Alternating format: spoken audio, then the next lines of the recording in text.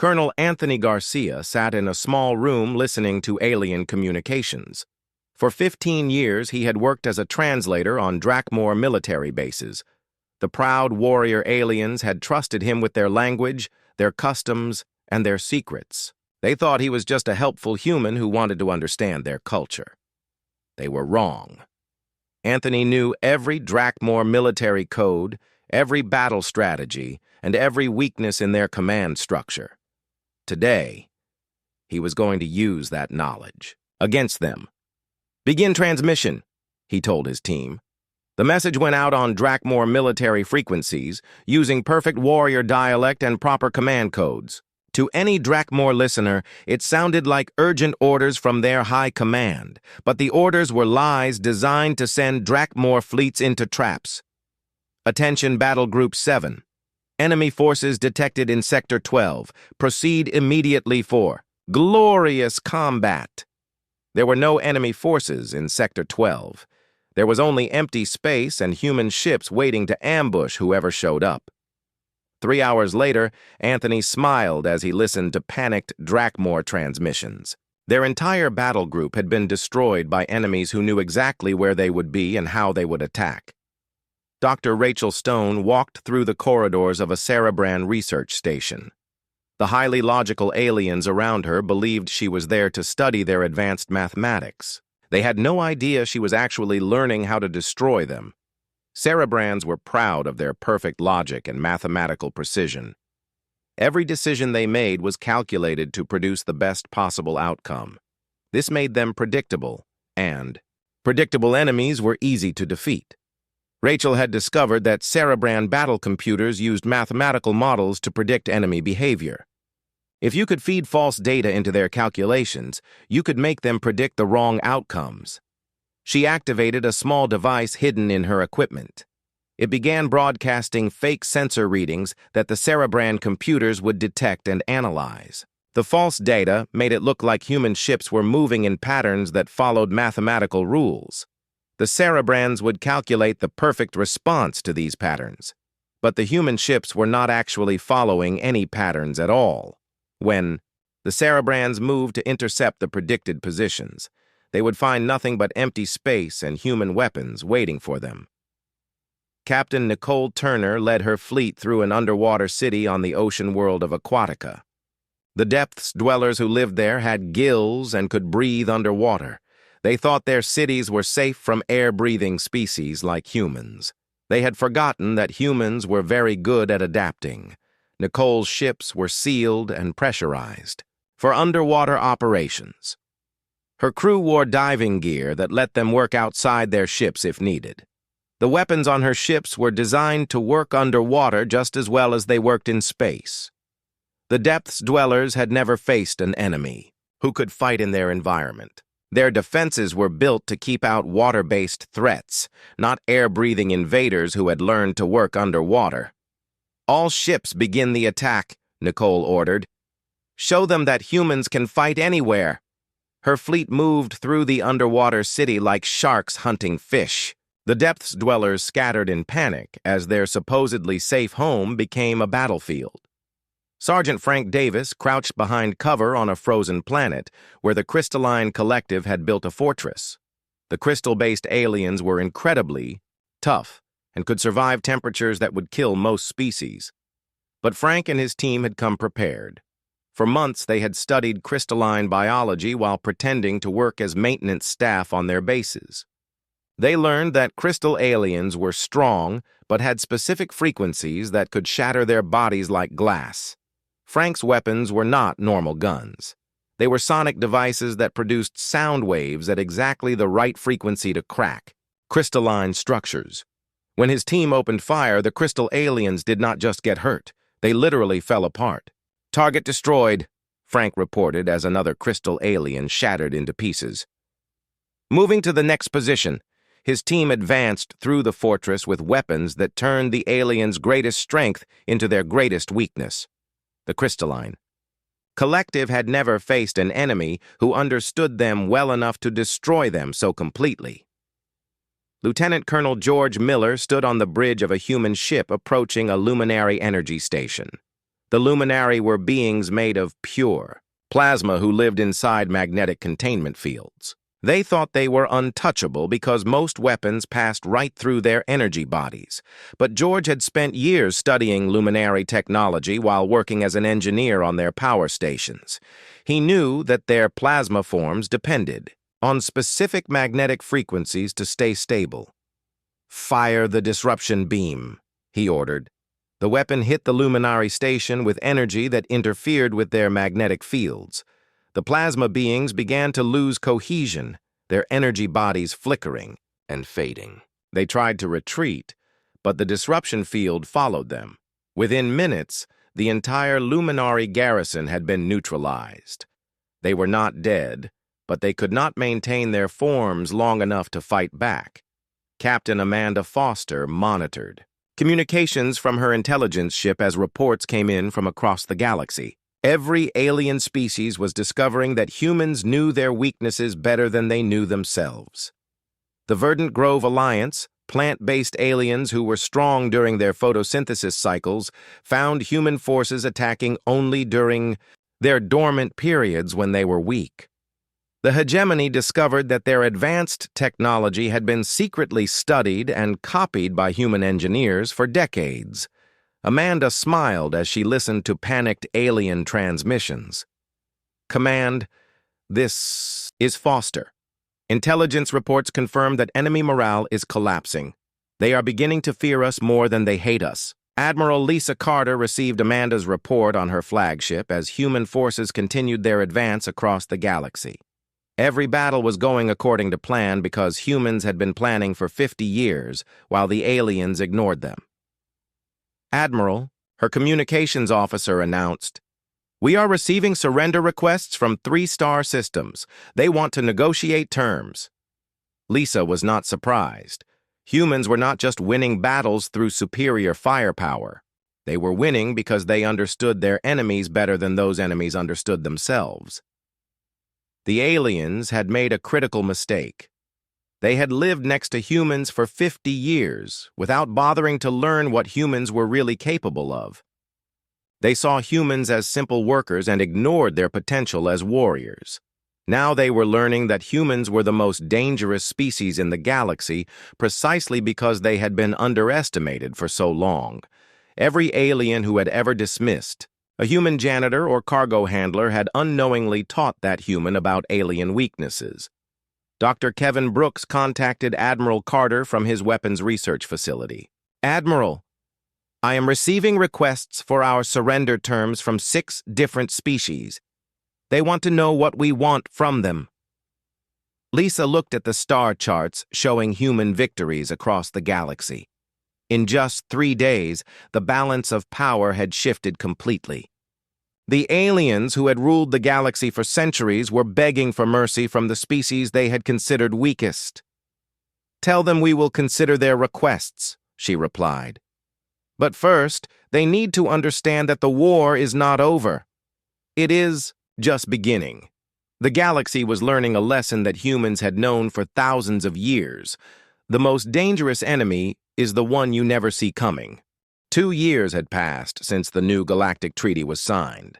Captain Linda Chen stood on the bridge of the Earth ship Vigilance as it approached the Outer Rim territories. These were the wild parts of the galaxy where pirates and criminals operated beyond the reach of civilized law. But that was about to change. Linda had been promoted after her successful missions during the war. Now she commanded one of humanity's most advanced ships, equipped with technology that most aliens still could not understand. Her job was simple: bring peace and order to places where chaos had ruled for centuries. "Captain," said Lieutenant Bobby Martinez from his station, "we're receiving a distress call from the Kalari system. Pirates are attacking a civilian transport, carrying refugees." Linda nodded. This was exactly the kind of situation the new Galactic Defense Force had been created to handle. Before the war, each species had only protected their own ships and colonies. Pirates could attack anyone who was not strong enough to fight back. "How long until we reach them?" Linda asked. "At maximum speed, 30 minutes, Bobby replied. "Too long," Linda said. "Bobby, activate the jump drive." The jump drive was human technology that aliens were still trying to figure out. It could move a ship instantly across vast distances, but it required enormous amounts of energy and very precise calculations. Most alien species considered it too dangerous to use. Humans used it all the time. The ship disappeared from its position near Earth and reappeared in the Kalari system just as the pirate ships were preparing to board the refugee transport. There were 6 pirate vessels, each one larger than the Vigilance. "This is Captain Chen of the Earthship Vigilance," Linda broadcast on all frequencies. "You are attacking civilian refugees in violation of Galactic Treaty 2387. Surrender immediately or face the consequences." The pirate leader responded with laughter. "One little human ship against 6 of ours? You must be joking. Go home before we decide to add your ship to our collection." Linda smiled. Pirates never learned. They still thought that bigger meant stronger and more meant better. They had no idea how humans fought when the rules were simple and clear. "All pirates' vessels, this is your final warning," Linda said. "Release the refugees and surrender, or we will take action." The pirates opened fire. Their weapons were powerful enough to destroy most ships, but the Vigilance was not most ships. Its shields absorbed the energy and converted it into power for its own weapon systems. "Bobby, target their weapon systems only," Linda ordered. "We want prisoners, not bodies." What happened next would have amazed anyone who had not seen human ships in action before. The Vigilance moved like it was alive, dodging between the pirate ships while its weapons fired with impossible accuracy. In less than 5 minutes, all 6 pirate vessels were disabled but intact. "This is impossible," the pirate leader said over the radio. "How did one ship defeat 6? Linda opened a channel to the refugee transport. "This is Captain Chen. You are safe now. Please continue to your destination." The refugee ship was from a species called the Talar. They were small, peaceful creatures who looked like furry cats that walked on 2 legs. Their captain's voice was shaky with relief. "Thank you, Captain Chen. Without your help, we would all be dead or enslaved." Linda felt good about that. This was what the new galactic order was supposed to accomplish. Strong species protecting weak ones, not because they had to, but because it was the right thing to do. Admiral Tony Mitchell contacted the Vigilance from his flagship, the Earth vessel Guardian. He was in charge of the entire Outer Rim operation, commanding a fleet of 50 human ships spread across dozens of star systems. "Linda, good work in the Kalari system," Tony said. "But we have a bigger problem developing. Intelligence reports suggest that someone is organizing the pirate groups into a unified force." This was concerning news. Individual pirates were just criminals looking for easy money. But organized pirates could become a real threat to civilian shipping and small colonies. "Any idea who's behind it?" Linda asked. "We're not sure yet," Tony replied. "But Dr. Foster thinks it might be connected to some of the alien species that still resent the new order. They cannot attack humanity directly, so they might be trying to use pirates to destabilize the galaxy." Dr. Amanda Foster was now in charge of all human intelligence operations. Her job was to identify threats before they became dangerous. She had teams of agents scattered throughout the galaxy, watching and listening for signs of trouble. Linda understood the problem. The new galactic government had brought peace between the major species, but not everyone was happy about it. Some aliens still believed that humans had too much power and influence. Others resented having to follow rules that prevented them from conquering weaker neighbors. "What are your orders?" Linda asked. "Continue patrol operations, but be extra careful," Tony said. "If someone is really organizing the pirates, they might be setting traps for our ships." Linda spent the next 3 days moving through the Outer Rim, responding to distress calls and stopping pirate attacks. Each time, the pattern was the same. Human ships would arrive quickly, disable the pirates without killing them, and rescue the victims. But on the 4th day, something different happened. The Vigilance received a distress call from a mining station in the Helix Nebula. Pirates were attacking, but when Linda's ship arrived, she found something unexpected. The pirates were using military-grade weapons and coordination that was far beyond what criminals normally possessed. "Bobby, scan those ships," Linda ordered. "I want to know where they got those weapons." The scan results were disturbing. The pirate weapons were based on Vorthak military technology, but they had been modified with Zilani power systems and Krathan targeting computers. Someone with access to technology from multiple species was arming the pirates. "Captain," Bobby said, "I'm detecting a cloaked ship watching us from behind the asteroid field." Linda felt her warrior instincts activate. This was not a random pirate. "Attack! This was a trap designed specifically for human ships." "Red alert," she announced. "All hands to battle stations." "Bobby, contact Admiral Mitchell and tell him we found something big." The cloaked ship revealed itself. It was larger than anything Linda had seen since the war, and it was definitely not a pirate vessel. The design was alien, but it incorporated technology from several different species. "This is Admiral Kresh of the Liberation Front," a voice said over the radio. "Humans have infected this galaxy with their poisonous ideas of peace and cooperation. We are here to cure that infection by destroying you one ship at a time."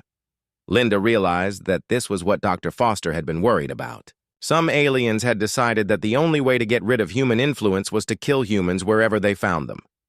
"Admiral Kresh," Linda replied, "you are in violation of multiple galactic treaties. Surrender now, and you will be treated according to law." Kresh laughed. "Human law means nothing to us.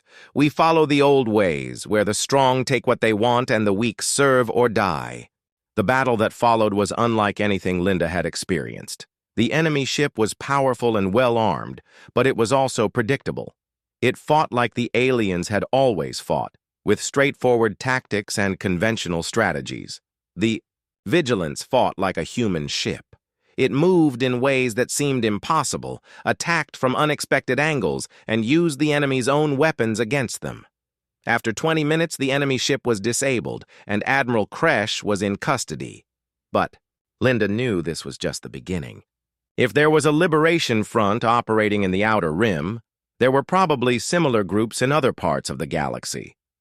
The war between humans and aliens was not really over. It had just moved to a new battlefield. As she sent her report to Admiral Mitchell, Linda realized that humanity's job was not finished. They had created a peaceful galaxy, but now they had to defend that peace against those who preferred the old ways of chaos and violence. The galaxy was learning that humans were not just good at creating peace. They were also very good at protecting it. 6 months after the peace talks failed, Ambassador Jake Morrison stood in the same meeting room on Nexus Prime where everything had started. But this time, everything was different. The silver walls looked the same, but the people sitting around. The table had changed completely. Half of the alien species had new leaders. The Vorthak Empire was now ruled by a much younger insect creature who kept its claws folded and spoke in quiet, respectful tones. The Zilani Republic had elected a new government after their old one collapsed during the economic crisis. Though Krathan Union was being led by a council instead of a single ruler. Jake sat in the same chair he had used 6 months ago, but now he felt very different. Admiral Lisa Parker was still next to him, but she was wearing the uniform of the new Galactic Defense Force. Dr. William Hayes was there too, but he was no longer trying to negotiate from weakness. President Karen Wells appeared on a large screen at the front of the room. She looked calm and confident as she spoke to the assembled aliens. 6 months ago, you demanded that humanity surrender completely or face extinction, she said. Today I am here to present our terms for a lasting peace. The new Vorthak leader clicked its claws nervously. President Wells, we understand that the previous demands were unreasonable. We hope that humanity can forgive the mistakes of our former leaders. Jake almost felt sorry for the aliens. They had learned the hard way that threatening humanity was like kicking a sleeping dragon. The dragon did not just wake up and fight back, it woke up and changed the entire world. Dr. Amanda Foster was now sitting at the main table instead of hiding in underground bunkers. She had been promoted to Director of Galactic Security, which was a new job that had not existed before the war. Her job was to make sure that no species ever again made the mistake of threatening Earth. "Our terms are simple," Amanda said. "Humanity will take its place as an equal member of galactic civilization. We will share our defensive technologies with all peaceful species. We will help maintain order and protect smaller civilizations from aggression." The Nexari representative, a floating creature made of light, spoke in its musical voice.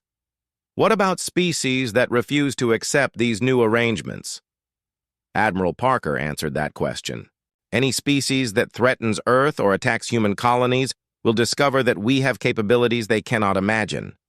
We prefer peace, but we are very good at war." Jake knew this was not an empty threat. During the 6-month conflict, humanity had demonstrated abilities that had shocked the entire galaxy. Human ships could appear anywhere without warning. Human agents could infiltrate any society and manipulate it from within. Human technology could turn alien weapons against their own creators. But the most frightening thing was how humans thought about conflict. Other species fought wars to gain territory or resources or honor. Humans fought wars to make sure their enemies could never threaten them again. Colonel Nancy Gray, who had once managed the awakening of Project Lazarus, was now in charge of something called the Prevention Division. Her job was to watch for signs that any species might be planning to attack humanity and stop them before they could act. "We have established monitoring stations throughout the galaxy," Nancy explained. "These stations do not threaten anyone, but they allow us to observe military buildups and aggressive preparations. Any species that starts planning an attack on humanity will find that their plans become known to us very quickly." The aliens looked uncomfortable, but they did not argue. They had learned that arguing with humans was dangerous. Captain Tony Mitchell was no longer sleeping in a frozen pod. He was now Admiral Mitchell, in charge of the Rapid Response Fleet. His ships could reach any point in the galaxy within days and could defeat much larger forces through superior tactics and technology. "We want to make something very clear," Tony said to the assembled aliens. "Humans do not want to rule the galaxy. We do not want to conquer other species or steal their resources.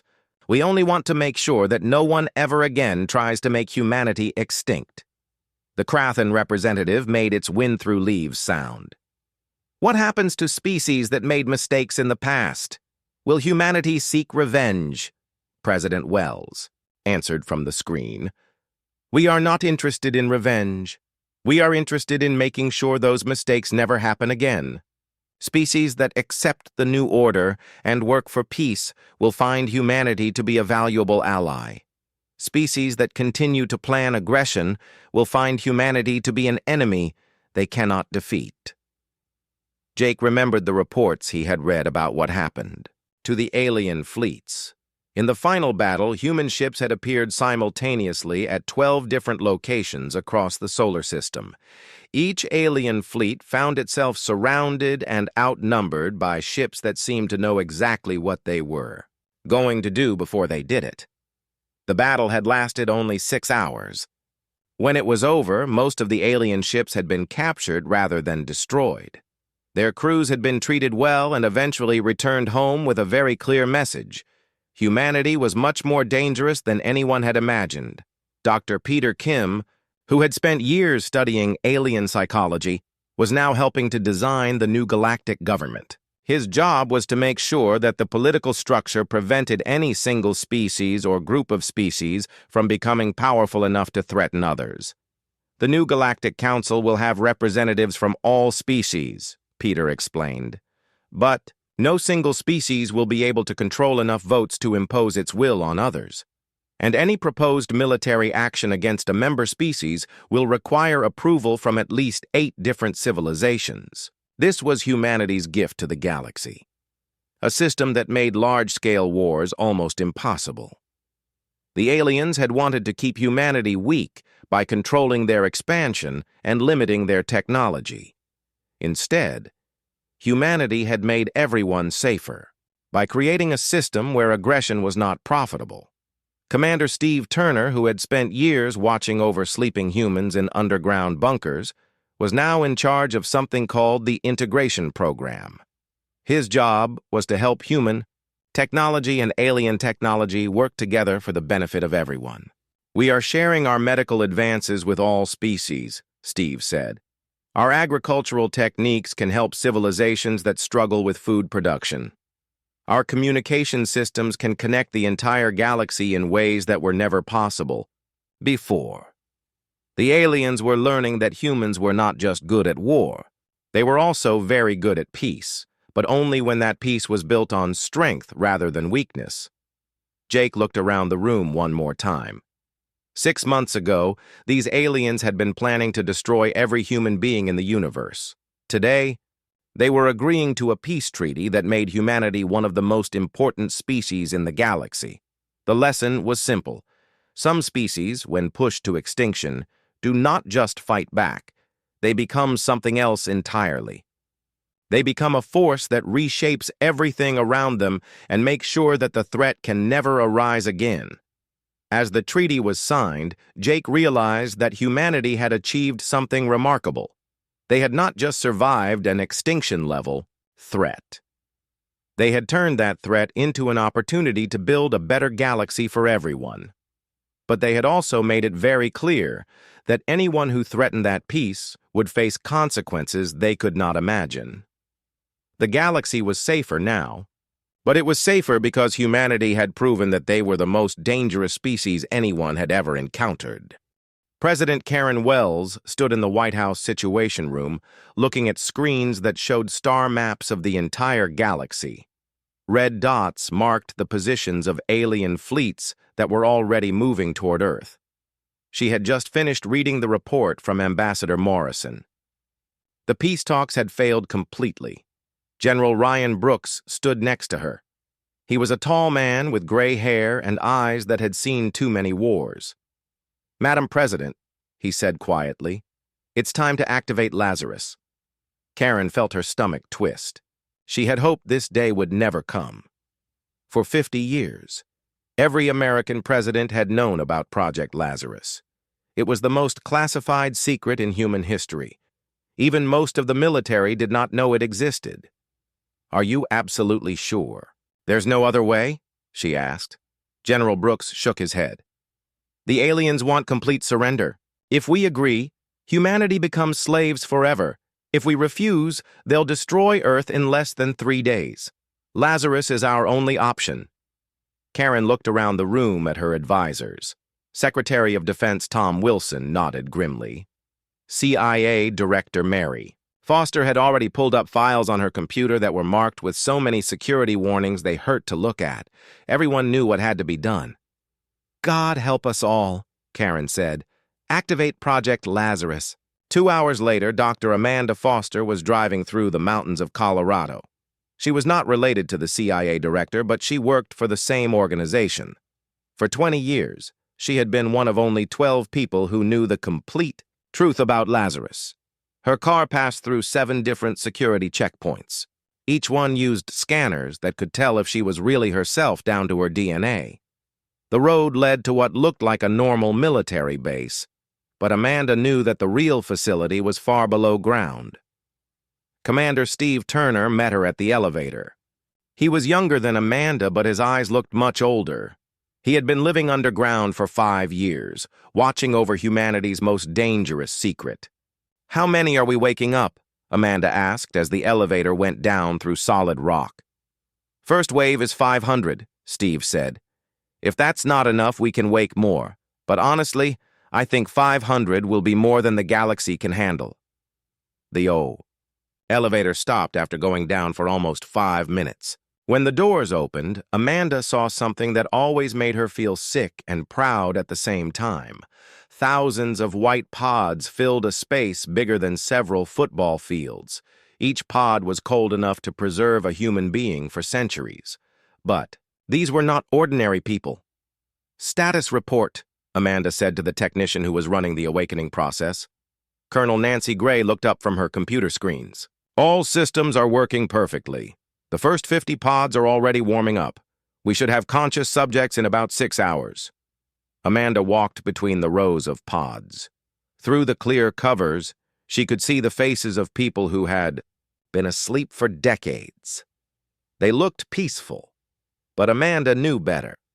These people had volunteered for something that went against everything humans claimed to believe in. Project Lazarus had started during the Third World War. Some very smart and very scared scientists had asked a terrible question. What if humanity faced an enemy that could not be defeated by normal means? What if the only way to survive was to become something monstrous? The answer was in these pods. Each person sleeping here had been chosen very carefully. They were not the best soldiers or the smartest generals. They were something much more frightening. They were humans who could think like predators without any rules holding them back. Dr. Amanda Foster remembered the psychological tests.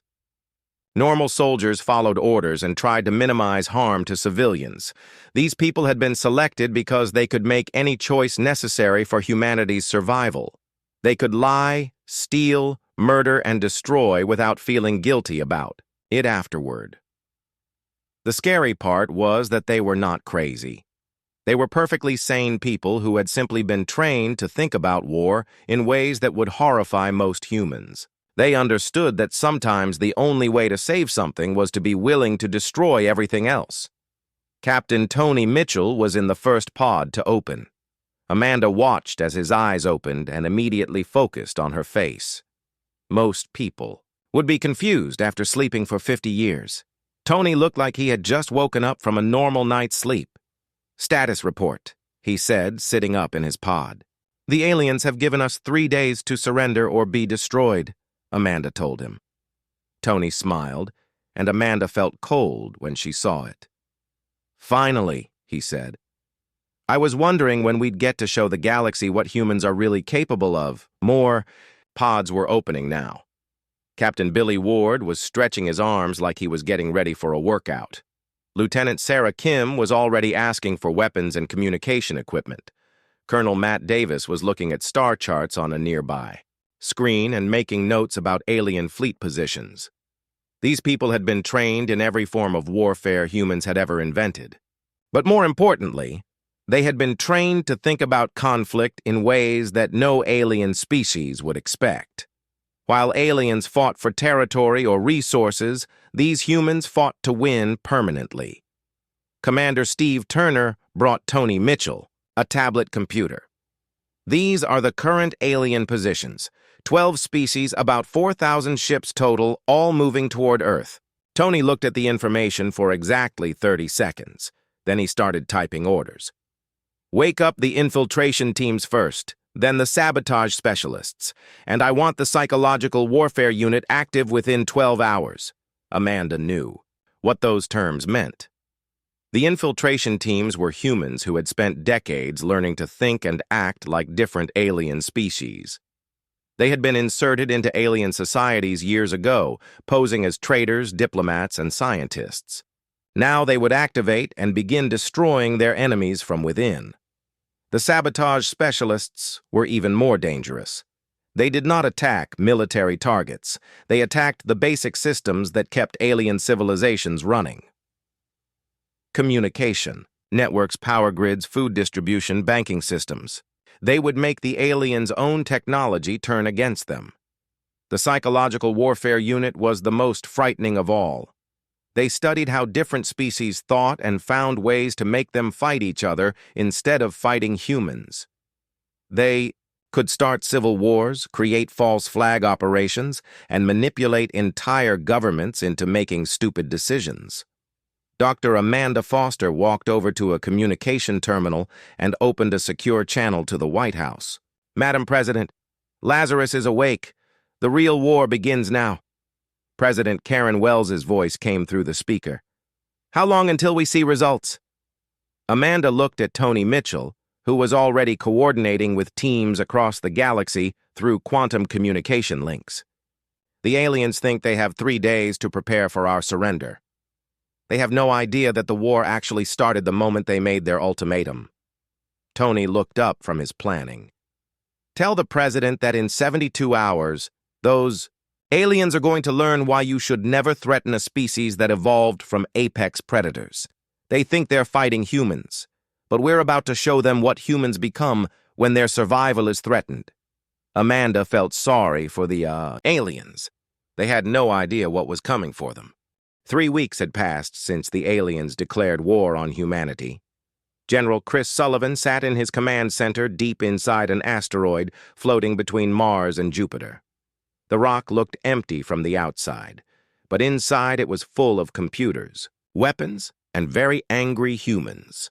Chris looked at the reports coming in from across the galaxy. Every single one made him smile, but it was not a happy smile. It was the smile of a predator who had been hunting successfully for weeks. The alien coalition was falling apart. The Vorthak Empire, which had seemed so strong and scary 3 weeks, Ego was now fighting 3 different civil wars at the same time. The Zalani Republic had lost contact with half of their colonies. The Krathan Union was dealing with computer viruses that made their ships attack each other. Captain Linda Chen walked into the command center. Her uniform was dirty and she looked tired, but her eyes were bright with success.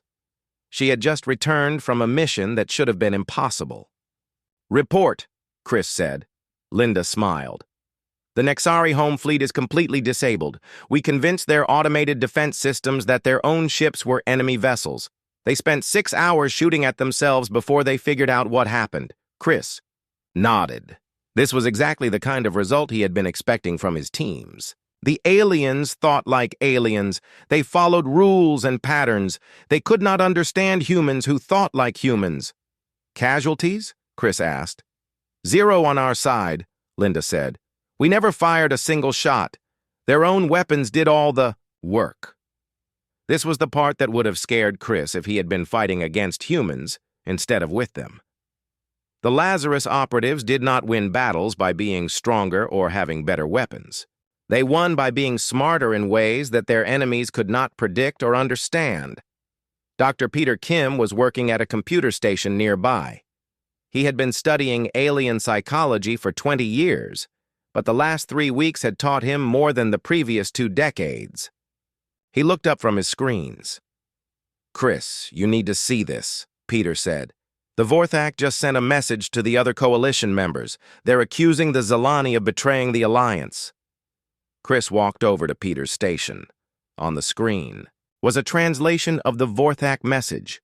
It claimed that Zalani agents had been sabotaging Vorthak communications and stealing military secrets. The message demanded that the Zalani be removed from the coalition immediately. "Is any of that true?" Chris asked. Peter grinned. "Not exactly. But 3 days ago, our people made it look like Zalani communication codes were being used to access Vorthak systems. The Vorthak found the evidence we wanted them to find. This was Operation Paradox in action. Colonel Matt Davis had designed it to make the alien species fight each other instead of fighting humans. It was working better than anyone had hoped. Chris opened a communication channel to Matt's location. Matt was currently hiding in a space station in the Andromeda Relay, pretending to be a human merchant who sold farming equipment to aliens. "Matt, status report on Paradox," Chris said. Matt's voice came through clearly. "Phase 3 is complete. The Krathan now believe that the Nexari have been manipulating their computer systems. The Nexari think the Krathan are planning to attack their home world. Both species are moving fleets toward each other." Chris felt that predator smile again. "How long until they start shooting?" "Maybe 6 hours," Matt said. "Once they start fighting, the other species will have to choose sides. The coalition will split into at least 3 different groups, all fighting each other." This was what made humans different from every other species in the galaxy. Other species fought wars to gain something or protect something. Humans could fight wars just to make their enemies weaker. They understood that sometimes the best way to win was to not fight at all. Captain Billy Ward contacted them from another location. He was currently on a Zalani trading station where he had been posing as a human diplomat for 6 months. His real job was much more interesting. "Chris, The Zilani just received some very bad news, Billy said, and Chris could hear the satisfaction in his voice. Their entire banking system just collapsed. Every transaction for the last month has been reversed. Their government cannot pay their military, and their military cannot buy fuel or food. Chris knew that Billy's team had been working on the alien financial system since the day Lazarus was activated. Humans understood something that aliens did not. In a modern civilization, economic warfare could be more devastating than military attacks. "How bad is it?" Chris asked. "Bad enough that they're already pulling ships back from the Earth attack fleet to protect their homeworlds," Billy said. "They cannot afford to fight a war when their entire economy is collapsing." Lieutenant Colonel Amy Johnson was running a different kind of operation. She was hiding inside Vorthak space, using captured alien technology against its creators. Her latest success had been turning an entire automated defense grid into a weapon that attacked Vorthak ships instead of protecting them. Amy's voice joined the conversation from her secret base. "The Vorthak are starting to panic. They just lost contact with their main shipbuilding facility. Their automated systems are building ships, but the ships are programmed to attack Vorthak targets." Chris looked at all the reports coming in. In 3 weeks, his teams had accomplished something that should have taken years. They had turned a united alien coalition into a group of species that trusted no one and suspected everyone. But the most important part was still coming. Admiral Lisa Parker was commanding the main human fleet, but that fleet had not fought a single battle yet.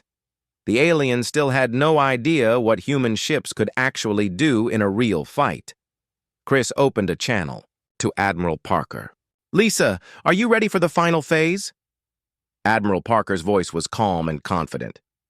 "Our fleet is in position. The aliens still think we're hiding behind Earth's defenses. They have no idea we've been moving ships into attack positions for weeks. The alien fleets were spread out across the solar system, confused and disorganized. Some were trying to fight other alien fleets. Others were rushing back to protect their homeworlds. A few were still planning to attack Earth, but they were no longer working together.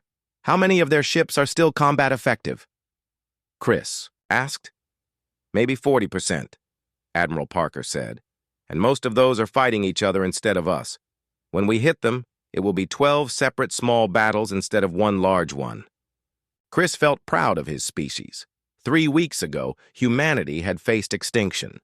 Now they were about to demonstrate why threatening humans was the worst mistake the galaxy had ever made. "Begin the final phase," Chris ordered. "Show them what happens when they try to destroy Earth." Admiral Parker's response was immediate. "All human ships, this is Admiral Parker. Operation Thunderstrike is now active. Remember, we are not just fighting for Earth. We are fighting to make sure no species ever threatens humanity again." Chris watched as human ships appeared on sensors all across the solar system. The aliens had been looking for one big human fleet, defending Earth. Instead, they found human ships everywhere, attacking from directions they had never considered. The real war was about to begin. Jake Morrison looked around the massive meeting room on Nexus Prime. The walls were made of some kind of silver metal that reflected the strange blue lights hanging from the ceiling. He had been to many important meetings before, but this one felt different. This one would decide if humanity lived or died. The room was full of aliens. 12 different species sat in a huge circle, each one more frightening than the last. The Vorthak looked like giant insects with sharp claws and clicking mouths. The Zilani had blue skin and 4 arms. The Krathan looked like walking trees with glowing eyes. Jake had studied all of them for months, but seeing them in person was still scary. Admiral Lisa Parker sat next to Jake. She was wearing her best military uniform, the one with all the medals she had earned during the Mars Colony War. Her face was calm, but Jake could see the worry in her eyes. They both knew that this meeting would probably not go well. Dr. William Hayes was on Jake's other side. He was the smartest person Jake had ever met when it came to talking to aliens. For 3 months, he had been trying to find a way for humans and aliens to live together in peace. but the aliens kept asking for more and more from humanity. Thus, Vorthak leader stood up. It was at least 10 feet tall and made a terrible clicking sound when it moved. Its translator device turned its alien words into English, but the voice sounded cold and mean. "Humans of Earth," the Vorthak said, "we have been very patient with your species. You have grown too fast. You have built too many ships. You have made too many weapons. The other species in this galaxy are worried about what you might do." Jake wanted to stand up and argue, but he knew that would not help. He had been trained to stay calm no matter what happened. Lisa Parker did not move either, but he could see her hands were tight fists under the table. The Zalani representative spoke next. Her voice was higher than the Vorthak's, but just as unfriendly. "Your kind spreads across the stars like a disease. In just 50 years, you have built colonies on 20 different worlds. It took us 200 years to do the same thing. This is not natural." Dr. Hayes finally stood up. He was much smaller than any of the aliens in the room, but he did not look afraid. "We understand your concerns," he said in his calm voice. "Humans are explorers by nature. We do not mean to threaten anyone. We only want to find new homes for our growing population." The Krathen made a sound like wind blowing through leaves. "Explorers do not build warships," it said. "Explorers do not create weapons that can destroy entire planets. We have seen what humans do when they fight each other. We do not want that to happen to us." Jake knew they were talking about the Third World War. It had happened 50 years ago, before humans even knew aliens existed. But somehow, the aliens had been watching the whole time. They had seen humans fight with nuclear weapons and worse things. They had seen cities turn to glass and oceans boiled away. "That was different," Dr. Hayes said. "We were fighting ourselves because we did not know better. Now we know there are other intelligent species in the universe. We want to be friends, not enemies." The Vorthak leader made that terrible clicking sound again. "Friends do not threaten friends. Friends do not build fleets of warships. Friends do not refuse to follow the rules that keep peace in this galaxy." Jake knew what rules they meant. For thousands of years, the 12 species had controlled who could build what kind of ships and where they could go. New species had to ask permission for everything. They had to limit their population and their technology. They had to prove they were not dangerous. But humans were different. Humans had figured out faster than light travel on their own. They had built their own ships and weapons without asking anyone. By the time the aliens found Earth, humans were already too strong to easily control. Admiral Parker finally spoke. Her voice was quiet, but firm. "We have tried to follow your rules.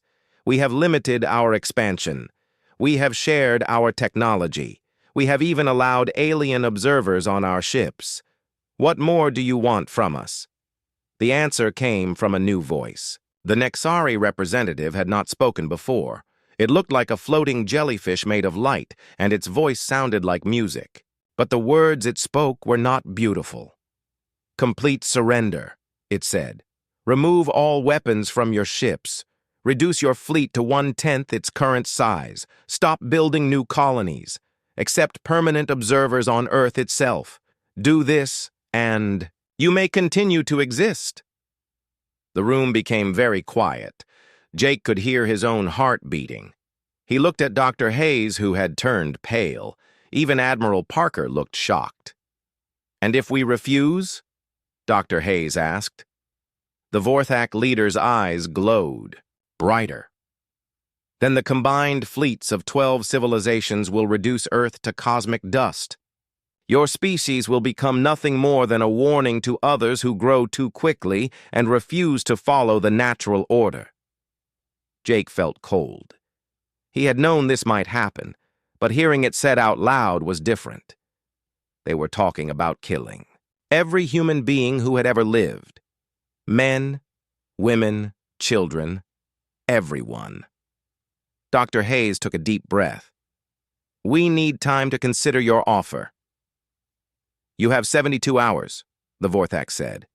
After that, our fleets will move toward Earth. Choose wisely, humans. This is your only chance for survival. The meeting ended. Jake, Admiral Parker, and Dr. Hayes walked out of the room in silence.